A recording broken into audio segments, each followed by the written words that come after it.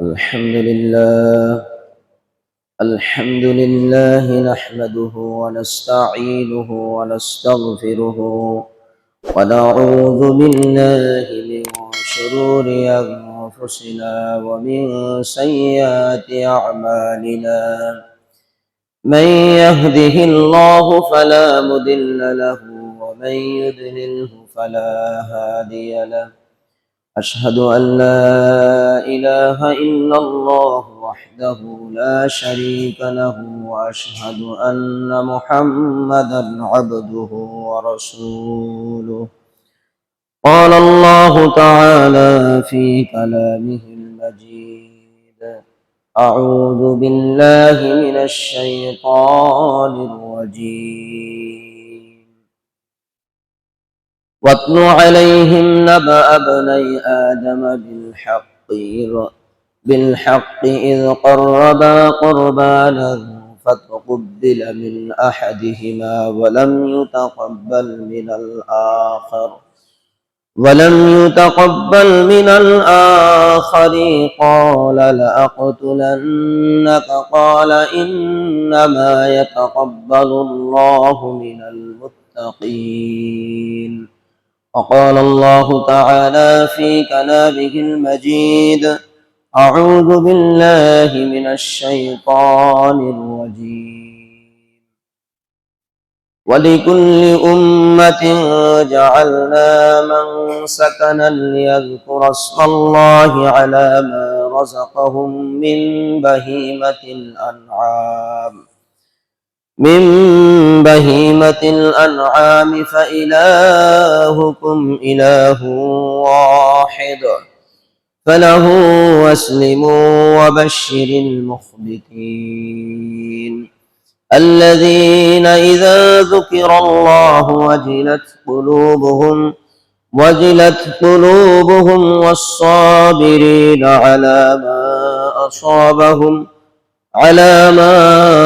أصابهم والمقيم الصلاة ومما رزقناهم ينفقون. وقال الله تعالى في كلامه المجيد: أعوذ بالله من الشيطان الرجيم. رب هب لي من الصالحين. فبشرناه بغلام حليم. فلما بلغ معه السعي قال يا بني إني أرى في المنام أني أذبحك فانظر ماذا ترى. قال يا أبت افعل ما تؤمر ستجدني إن شاء الله من الصابرين. فلما أسلما وتله للجبين وناديناه أن يا إبراهيم قد صدقت الرؤيا إنا كذلك نجزي المحسنين إن هذا لهو البلاء المبين. وفديناه بذبح عظيم وتركنا عليه في الآخرين سلام على إبراهيم. উপস্থিত সম্মানিত মুসল্লিয়ান ইকরাম, সর্বপ্রথম সেই মহান রব্বুল আলামিনের শুকরিয়া আদায় করছি যে মহান রব্বুল আলামিন আমাদেরকে আজকে জিলকদ মাসের এই সম্মানিত 7 দিনের শ্রেষ্ঠ দিনে জুমাবাদ মসজিদে আসার মতো সুযোগ করে দিয়েছেন।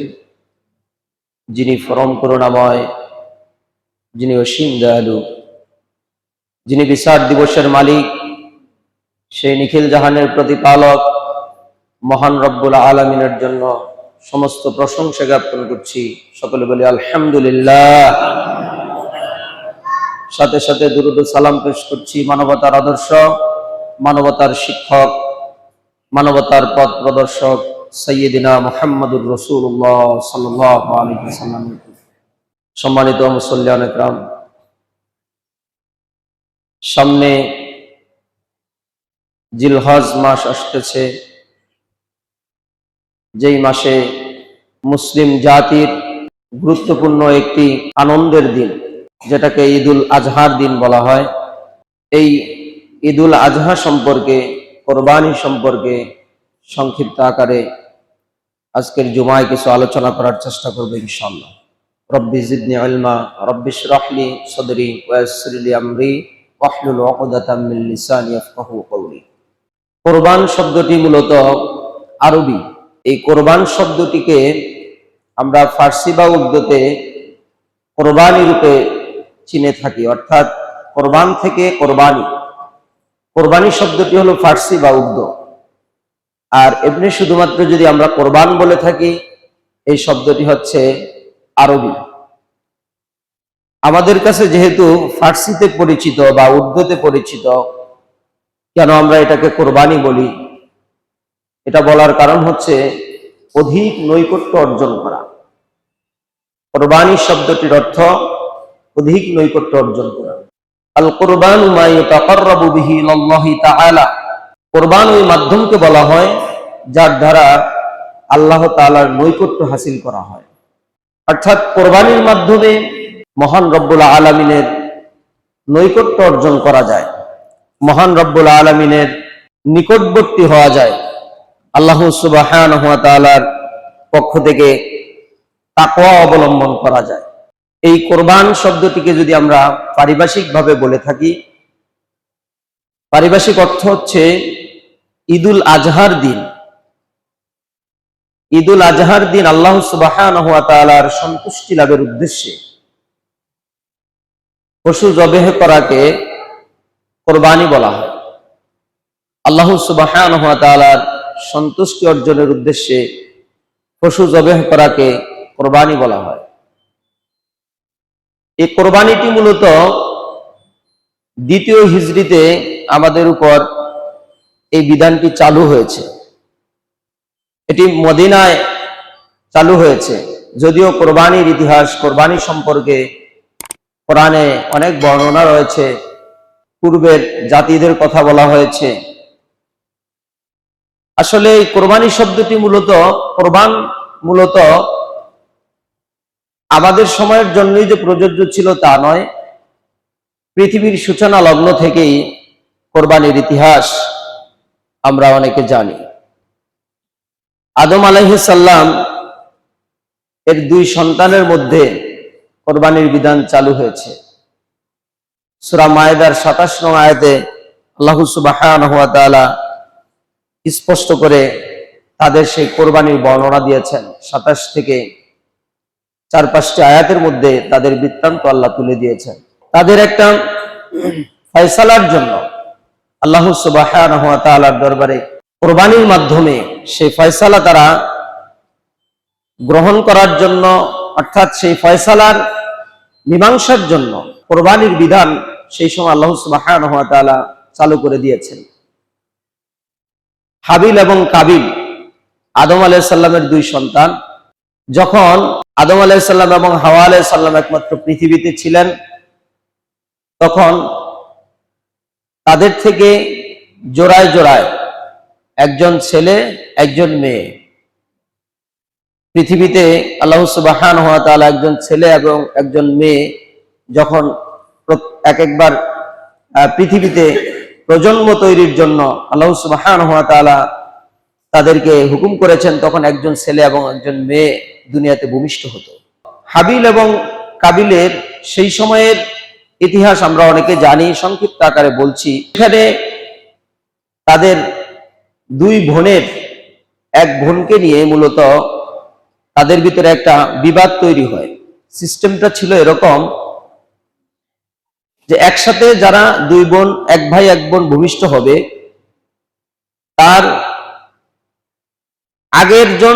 আগের যেই বোন তার সাথে পরবর্তী ভূমিষ্ঠ হওয়া যেই ছেলে তার সাথে বিবাহ হবে, আর আগের যেই বোন, আগের যেই ছেলে, সেই ছেলের সাথে পরবর্তী মেয়ের সাথে বিবাহ হবে। কিন্তু কাবিলের সাথে যে বোনের ভূমিষ্ঠ হয়েছে সে ছিল সুন্দরী। হাবিলের সাথে যার ভূমিষ্ঠ হয়েছে সে ছিল তার চেয়ে একটু কম সুন্দরী।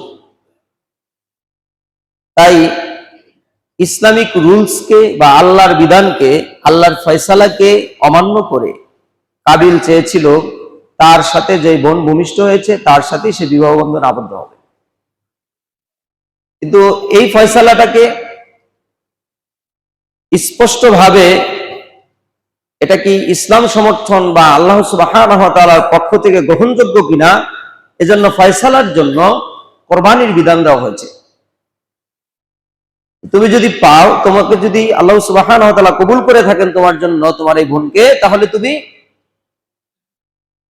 তোমার কোরবানি কবুল হয়ে যাবে। আর যদি তুমি তোমার জন্য আল্লাহ তাআলা কবুল না করে থাকে তাহলে তোমার কোরবানি কবুল হবে না।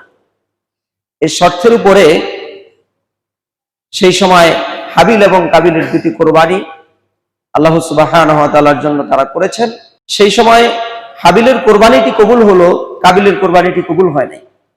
আর সেটার সিস্টেমটা ছিল এরকম, কোরবানি যারটা কবুল হবে, যারটা আল্লাহ সুবহানাহু ওয়া তাআলার দরবারে গ্রহণযোগ্য হবে, আল্লাহ সুবহানাহু ওয়া তাআলা ওটাকে আসমান থেকে ফেরেশতাদের মাধ্যমে ওটাকে জ্বালিয়ে দিতেন, ওটা পুড়িয়ে দেওয়া হতো।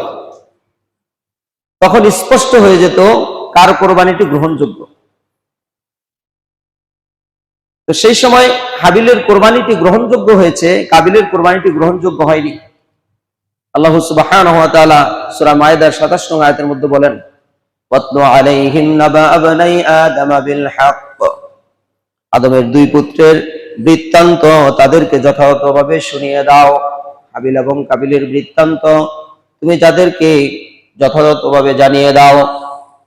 ইয করবা কুরবানান ফাতুকবিলা মিন আহাদিহিমা, যখন তারা কোরবানি করছিল তাদের একজনের কোরবানি কবুল হলো, আলাম ইউতাকাব্বাল মিনাল আখার, অপরজনের কোরবানি কবুল হয়নি। قال لا أقتلنك قال إنما يتقبل الله من المتقين, যার কোরবানি কবুল হয়নি সে বলতে লাগলো, قال لا أقتلنك, আমি অবশ্যই তোমাকে হত্যা করব। কাবিল বলল হাবিলকে, আমি অবশ্যই তোমাকে হত্যা করব, কারণ তার কোরবানি কবুল হয়নি। সে বুঝতে পেরেছে সে যেটা আকাঙ্ক্ষা করেছিল, যেটা চেয়েছিল, সেটা আল্লাহ সুবহানাহু ওয়া তাআলা কবুল করেনি। এজন্য সে রাগান্বিত হয়ে, সে ইসলাম বিদ্বেষী হয়ে, আল্লাহ তাআলার কথাকে অমান্য করে, তার পিতা আদম আলাইহিস সালামের কথাকে অমান্য করে সে হাবিলকে বলেছিল, আমি তোমাকে অবশ্য হত্যা করব। হাবিল বলল, ক্বালা ইন্নামা ইয়াতাকাব্বালুল্লাহু মিনাল মুত্তাকিন, আল্লাহ সুবহানাহু ওয়া তাআলা একমাত্র মুত্তাকিদের কোরবানি কবুল করে থাকেন। সুবহানাল্লাহ। এই আয়াতের শেষাংশ থেকে যেটা স্পষ্ট যে একজন তাকওয়াবান লোক, পরহেজগার লোক, মুত্তাকি লোক, সে আল্লাহর সন্তুষ্টির জন্য যদি কোরবানি করে, আল্লাহ সুবহানাহু ওয়া তাআলা তার কোরবানি কবুল করে নেন। তাহলে আমাদের কোরবানি কবুল হওয়ার অন্যতম শর্ত, অন্যতম জায়গা হচ্ছে তাকওয়াবান হতে হবে, মুত্তাকি হতে হবে। সেখান থেকেই হত্যার একটা প্রচলন এই পৃথিবীতে এসেছে। কাবিল হাবিলকে হত্যা করলো। এই পৃথিবীতে যত মানুষ কিয়ামত পর্যন্ত একজন আরেকজনের দ্বারা আক্রান্ত হবে, হত্যা হবে, কিয়ামত পর্যন্ত কাবিলের ভাগে এই হত্যার একটা পাপ লিপিবদ্ধ করা হবে। নাউজুবিল্লাহ। তাহলে কেউ যদি কাউকে, নিরপরাধ ব্যক্তিকে, হাবিলের তো এখানে কোনো অপরাধ ছিল না, আল্লাহ তো ফয়সালা দিয়েই দিয়েছে, তারপরে সে হত্যা করেছে। তো কেউ যদি কাউকে, নিরপরাধ ব্যক্তিকে হত্যা করে কোনো বিশেষ কারণ ছাড়া, হত্যাযোগ্য কারণ ছাড়া, তাহলে ওই ব্যক্তি হাবিলের সাথে যেমন হাবিল বিচারের ময়দানে আল্লাহর দরবারে শাস্তিযোগ্য অপরাধী হিসাবে শাস্তি পাবে, ঠিক অনুরূপ ভাবে ওই ব্যক্তিও তার সাথে শাস্তি পাবে। পৃথিবীতে মহাপাপের মধ্যে অন্যতম পাপ হচ্ছে একজন অপরজনকে হত্যা করা। আর একজন মুসলিমকে কেউ যদি হত্যা করে, কোন একজন মানুষকে কেউ যদি হত্যা করে, আল্লাহ কোরআনে বলেছেন সে সমগ্র পৃথিবীর মানুষকে হত্যা করল। তাহলে এই হত্যাযোগ্য সেখান থেকে এসেছে। এই সমস্ত যেগুলো ইসলাম নিষেধ করেছে, আমরা দেখি এখন অহরহ আমাদের সমাজে এক শ্রেণী আরেক শ্রেণীকে কোনো কারণ ছাড়া, বিশেষ কোনো কারণ ছাড়া, হত্যাযোগ্য কোনো কারণ ছাড়াই একজন আরেকজনকে মেরে ফেলছে, হত্যা করছে। হাদিসে এসেছে কেউ যদি কাউকে হত্যা করে, যে হত্যা করলো সে জাহান্নামে চলে গেল, সে জাহান্নামী হয়ে গেল। আর যাকে হত্যা করা হলো সে ব্যক্তি মুক্তি পেয়ে গেল, সে জান্নাতি হয়ে যাবে। সুবহানাল্লাহ। কারণ যাকে হত্যা করা হয়েছে অপরাধ ছাড়া, ওই ব্যক্তির সকল পাপগুলো আল্লাহ ক্ষমা করে দেন, আর তার সকল পাপগুলো নিয়ে ওই ব্যক্তির ঘাড়ে দেওয়া হয়। সকল পাপের শাস্তিযোগ্য অপরাধী হিসাবে, ব্যক্তি হিসাবে ওই ব্যক্তিকে বিচারের ময়দানে জাহান্নামের আগুনের মধ্যে দিয়ে শাস্তি দেওয়া হবে। আজকাল আমাদের সবচেয়ে যেই বেদিটা সমাজে ঘরে ঘরে দেখছি সেটি হচ্ছে পরিবারের মধ্যে স্ত্রী স্বামীকে মেরে ফেলছে, স্বামী স্ত্রীকে মেরে ফেলতেছে। ছোট ছোট নিষ্পাপ বাচ্চাগুলোকে একজন আরেকজন ক্রোধ হয়ে নিষ্পাপ বাচ্চাগুলোকে হত্যা করছে। ইদানিং আমরা এগুলো আমাদের চোখের সামনে নিউজের মাধ্যমে বেশি বেশি আসছে। অত্যন্ত দুঃখজনক এই জাতির জন্য। এই আমাদের জাহিলিয়ার যুগে, বর্বরতার যুগে যা চলছিল সেগুলো এখন আমাদের সমাজে স্পষ্ট হচ্ছে। আল্লাহ রাসূল সাল্লাল্লাহু আলাইহি সাল্লাম আবু মুসা আশারীকে বলেছেন, আবু মুসা আশারী, তোমাদের মাঝে যখন আগাছার সমাজ আসবে তখন তোমরা কি করবে? মূর্খতার সমাজ। আবু মুসা আশারী বললেন, ইয়া রাসূলুল্লাহ, আপনি বলে দিন আমরা কি করব। তখন আল্লাহ রাসূল অনেকগুলো উপদেশ দিলেন। আগাছার সমাজ বলতে কি বুঝলেন? আমার আপনার শিক্ষা আছে, এলেম আছে, আমি আপনি শিক্ষিত, সবকিছু ঠিক আছে, কিন্তু আদর্শ শিক্ষায় আমরা শিক্ষিত নই। আল্লাহ রাসূল বলেছেন কিয়ামতের আগে এলেম কমে যাবে, পৃথিবী থেকে এলেম সরে যাবে, মানুষ মূর্খ হয়ে যাবে, পৃথিবীতে মূর্খতা বর্ষিত হবে। আজকে আমরা মাস্টার ডিগ্রি অর্জন করি, আমরা ডক্টরেট অর্জন করি, আমরা বিসিএস ক্যাডার হই, সব ঠিক আছে, কিন্তু দেখা গেল আমার পায়ের টাকনুর নিচে কাপড় ঝুলে চললে কি হবে, এই শাস্তির কথা আমার জানা নাই। আজকে আমরা এত বড় শিক্ষিত হওয়া সত্ত্বেও কিভাবে সালাত আদায় না করলে কিভাবে আমাদের আল্লাহ সুবহানাহু ওয়া তাআলা ক্ষমা করবেন, সালাত না পড়লে আমরা জাহান্নামী হয়ে যাব, এই সমস্ত বিষয় আমাদের মধ্যে কোনো গবেষণা নেই। আমরা ইসলামের হুকুমত নষ্ট করলে আমাদের কি শাস্তি হবে, এই বিষয়গুলো আমরা কখনোই চিন্তা ভাবনা করি না। অথচ কিন্তু আমরা সর্বোচ্চ শিক্ষায় শিক্ষিত। আমরা নিজেদেরকে বলি আমরা সর্বোচ্চ শিক্ষায় শিক্ষিত, আমাদের দিন দিন শিক্ষার মান বাড়ছে, আমাদের শিক্ষা ডেভেলপ হচ্ছে, কিন্তু রাসূল সাল্লাল্লাহু আলাইহি ওয়াসাল্লাম যেটা বলেছেন সেটাই সত্য, যে শিক্ষা সবসময়ের জন্য কিয়ামতের পূর্বে, কিয়ামতের দিকে যখন কিয়ামত কাছাকাছি আসবে তখন আনডেভেলপ হবে, অনুন্নত হবে, মূর্খ হয়ে যাবে, জাতি মূর্খতার মধ্যে হাবুডুবু খাবে। এই জাতিকেই আল্লাহ রাসূল সাল্লাল্লাহু আলাইহি ওয়াসাল্লাম আবু মুসা আশারীকে লক্ষ্য করে বললেন, আবু মুসা আশারী, আগাছার সমাজে তোমরা কি করবে? এই সেই আগাছার সমাজ, আমাদের মাঝে সেই আগাছার সমাজ বিরাজমান করছে। আমরা আল্লাহ সুবহানাহু ওয়া তাআলার হুকুম থেকে, আল্লাহ সুবহানাহু ওয়া তাআলার নির্দেশনা থেকে আমরা অনেকটাই পিছিয়ে গিয়েছি। আমাদেরকে ফিরে আসতে হবে। ফিরে আসার মূল জায়গা হলো কোরআন, ফিরে আসার মূল জায়গা হলো হাদিস। আমাদেরকে কোরআন এবং হাদিসের জ্ঞানের দিকে ফিরে আসতে হবে, তওবা করতে হবে, ক্ষমা চাইতে হবে আল্লাহর কাছে। তাহলে আজকাল সমাজে যে বিভ্রান্তগুলো হচ্ছে, যে হত্যাগুলো হচ্ছে, এই সকল হত্যাগুলোর শাস্তির একজন ব্যক্তি হিসেবে কাবিলকে কিয়ামতের ময়দানে সকল হত্যার অপরাধী হিসাবে আল্লাহ তাআলা শাস্তি দেবেন এবং তাকে জাহান্নামে দেওয়া হবে। আর যারাই হত্যাকাণ্ড ঘটাবে, কোনো কারণ ছাড়া একজন আরেকজনকে হত্যা করবে, এদেরকেও আল্লাহ সুবহানাহু ওয়া তাআলা জাহান্নামে নিক্ষিপ্ত করবেন। এরাও পৃথিবীর সবচেয়ে জঘন্যতম অপরাধী হিসাবে সাব্যস্ত হবে। তাহলে অত্র আয়াত সমূহ থেকে, সূরা মায়েদার এই আয়াতটি থেকে আমরা যেটা স্পষ্ট, সেটি হচ্ছে কোরবানির বিধান আদম আলাইহিস সালামের দুই সন্তান হাবিল এবং কাবিল থেকে শুরু হয়েছে।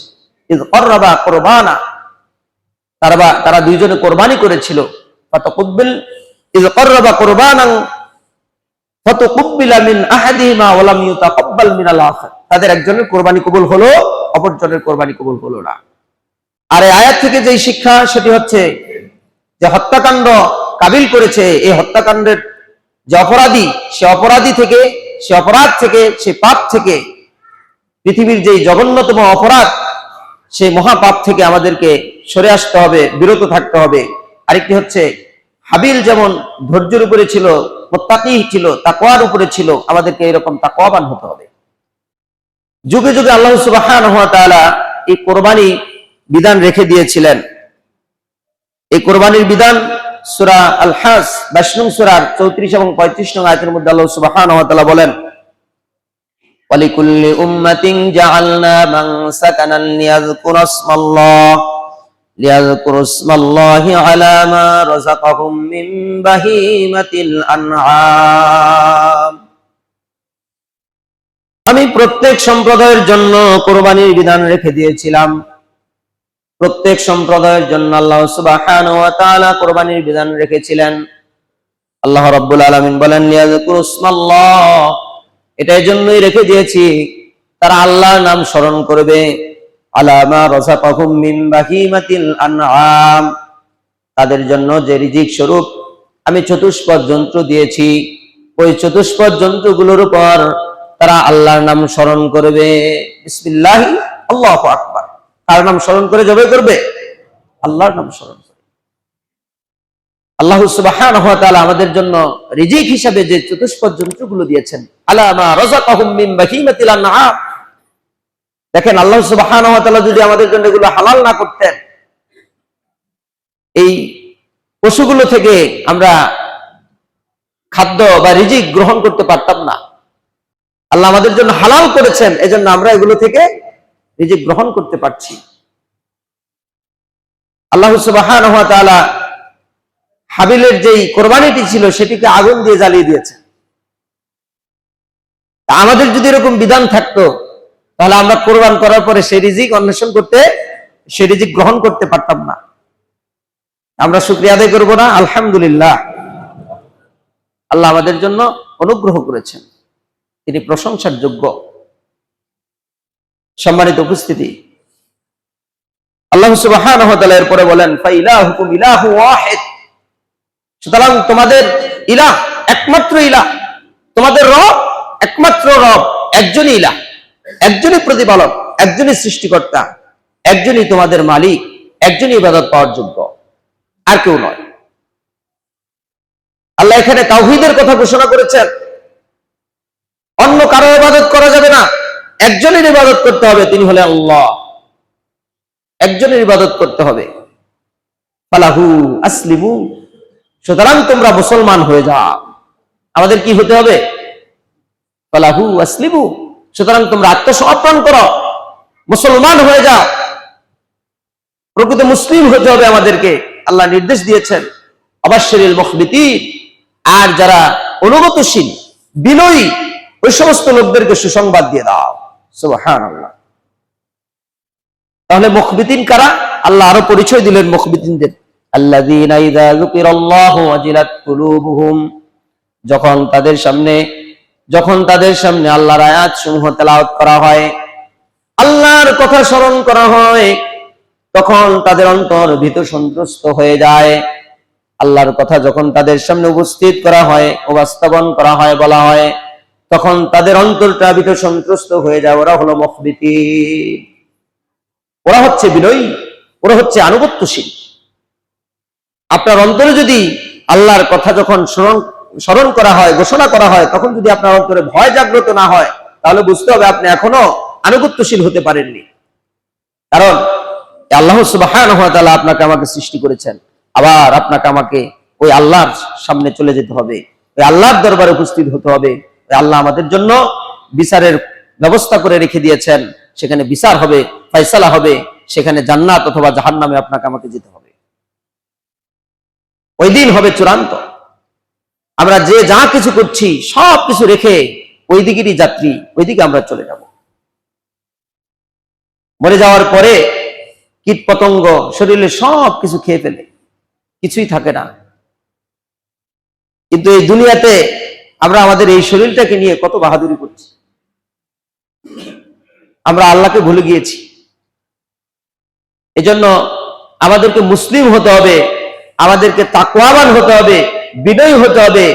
আর বিনয়ী হলে আমাদের ভিতরে আল্লাহর কথাগুলো যখন আমাদের সামনে স্মরণ করা হয়, তখন আমাদের অন্তর ভীত সন্ত্রস্ত হয়ে যাবে, আল্লাহর ভয় জাগ্রত হবে। এখন বলবেন, আমার আপনার অন্তরের মধ্যে তো ভয় জাগ্রত হচ্ছে না, ভয় পাচ্ছি না আল্লাহর কথা শোনার পরেও। এটার কারণ কি? এটার কারণ হচ্ছে আপনার অন্তরের মধ্যে এখনো মরিচা আছে, আপনার অন্তরের মধ্যে এখনো জং আছে, কালি আছে। এই পাপের কালিটা, অপরাধের কালিটা, এই পৃথিবীর লালসার কালিটা, এটা সরিয়ে দিতে হবে। বারবার তাসবিহ করতে হবে, ক্ষমা চাইতে হবে, আল্লাহর কাছে বারবার অনুনয় বিনয় করতে হবে। এরপরে আস্তে আস্তে আপনার অন্তরটা ঠিক হয়ে যাবে। তাহলে মুখবিতিনদের 1 নম্বর পরিচয় হচ্ছে তারা আল্লাহর কথা শুনলে তাদের অন্তর কেঁপে ওঠে।